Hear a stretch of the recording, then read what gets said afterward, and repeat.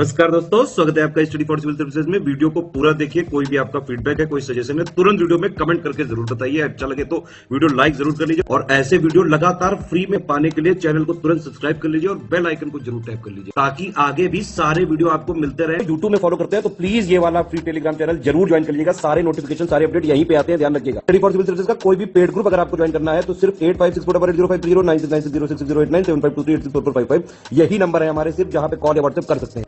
Instagram पे हमारा page जरूर फॉलो कर लीजिएगा, study for civil dot services है। ट्विटर पे हमको जरूर फॉलो कर लीजिएगा, @स्टडी फॉर सिविल्स है। तो अभी कुछ समय पहले यूएई में अटैक हुआ। यमन जो है उसकी जस्ट पड़ोसी कंट्री, उसने ड्रोन अटैक किया। रिटालिएशन में सऊदी अरेबिया और यूएई ने वहाँ पे रॉकेट लॉन्च किए, जिससे कुछ यमनीज मारे गए और कुछ वहाँ पे आतंकवादी संगठन जो है, जो हाउतीज ऑर्गेनाइजेशन है, टेररिस्ट ऑर्गेनाइजेशन, उसके भी कुछ लोग मारे गए।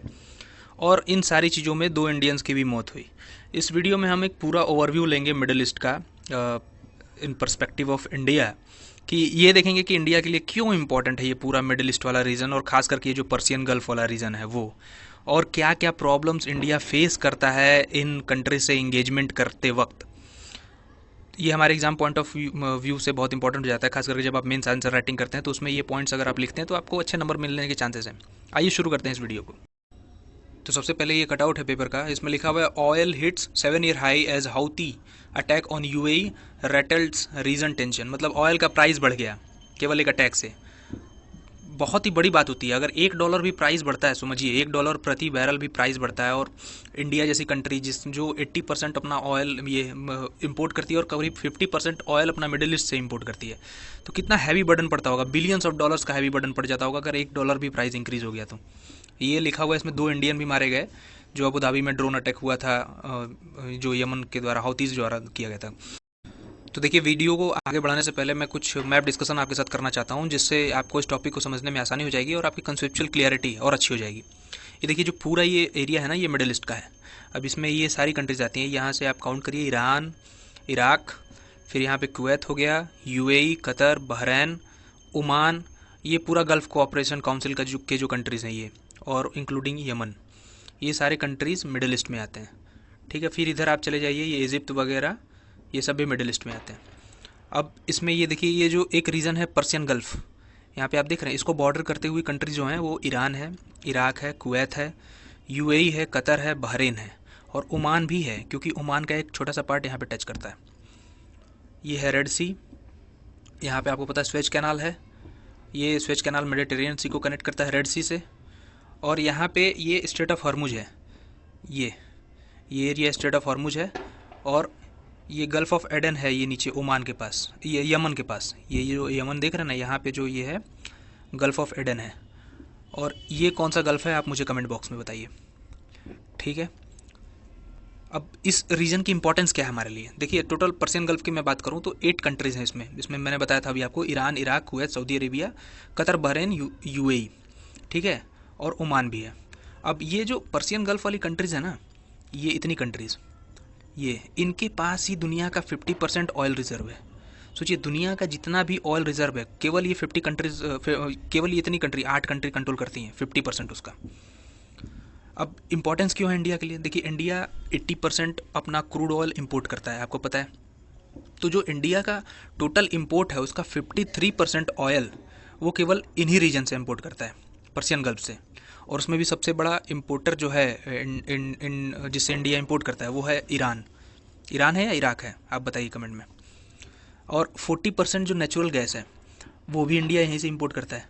इंडिया का जो ट्रेड है, मतलब इंडिया का जो बायलेटरल ट्रेड है, वो 20% इन्हीं कंट्रीज से होता है, मतलब ओवरऑल ट्रेड में से 20% इन्हीं कंट्रीज़ के साथ करता है। 9 मिलियन डायस्पोरा रहते हैं इन सब कंट्रीज़ में।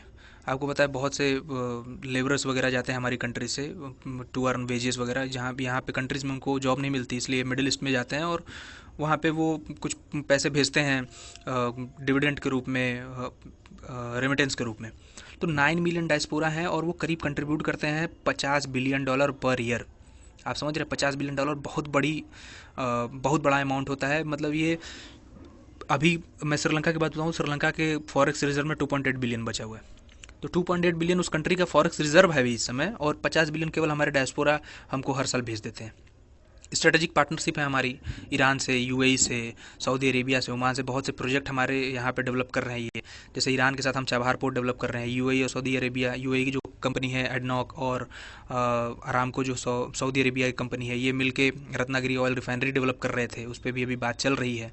ओमान के साथ भी हमारे बहुत अच्छे रिश्ते रहे हैं पहले से, और एक पोर्ट है वहाँ पे जिसको ओमान ने लीज पे दिया था इंडिया को, अभी भी दिया हुआ है, इंडिया उसका यूज़ करता है।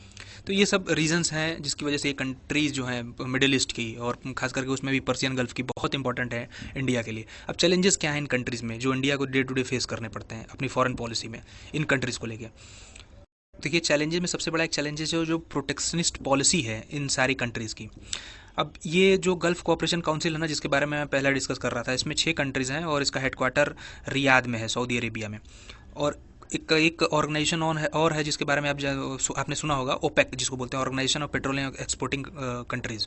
इसका हेडक्वार्टर वियन्ना में है। और ये उन सारी कंट्रीज़ का ग्रुप है ओपेक जो पेट्रोल एक्सपोर्ट करती हैं, क्रूड ऑयल एक्सपोर्ट करती हैं। और गल्फ़ कोऑपरेशन काउंसिल ये एक रीजनल ट्रेड ग्रुप है, ट्रेड एग्रीमेंट, इन्होंने फ्री ट्रेड एग्रीमेंट साइन कर रखा है।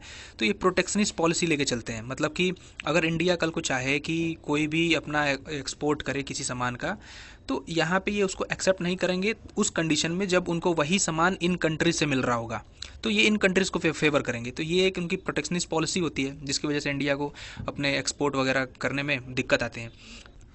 देखिए, ये गल्फ़ कोऑपरेशन काउंसिल के बारे में बता रहा था, ये 1981 में बना था।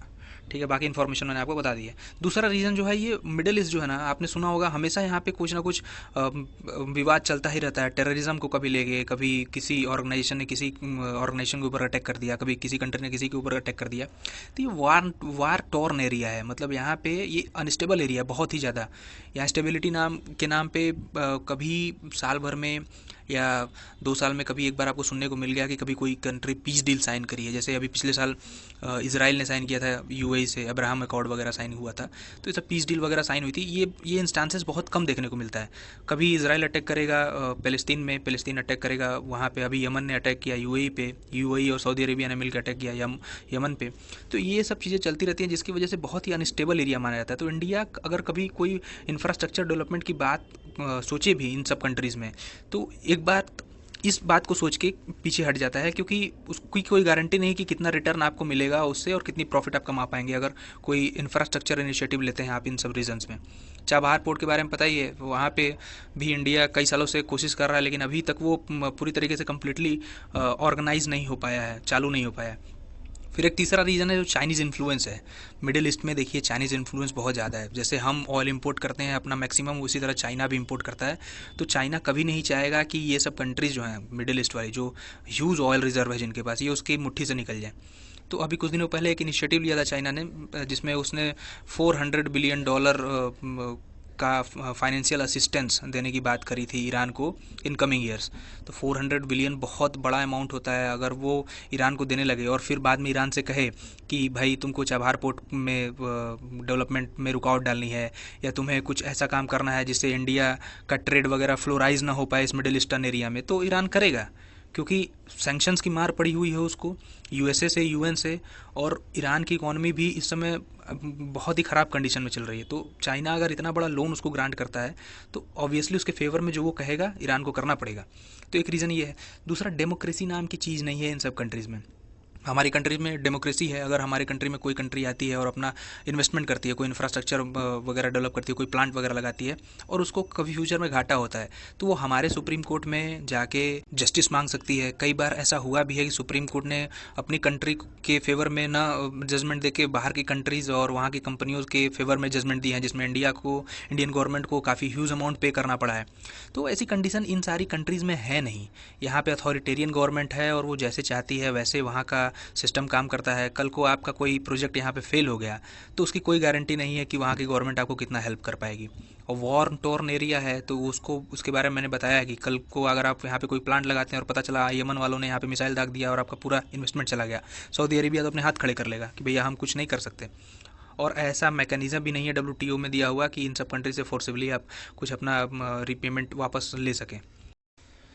तो ये सारे रीजंस थे जिसकी वजह से इंडिया को इन सब कंट्रीज से डील करने में थोड़ी सी प्रॉब्लम्स होती है। और क्या इनकी इंपॉर्टेंस है इसके बारे में भी मैंने इस वीडियो में पूरी तरीके से बताया। आप देख रहे थे स्टडी फॉर सिविल सर्विसेज। मेरा नाम है Nitesh Singh. I am signing off. Thank you.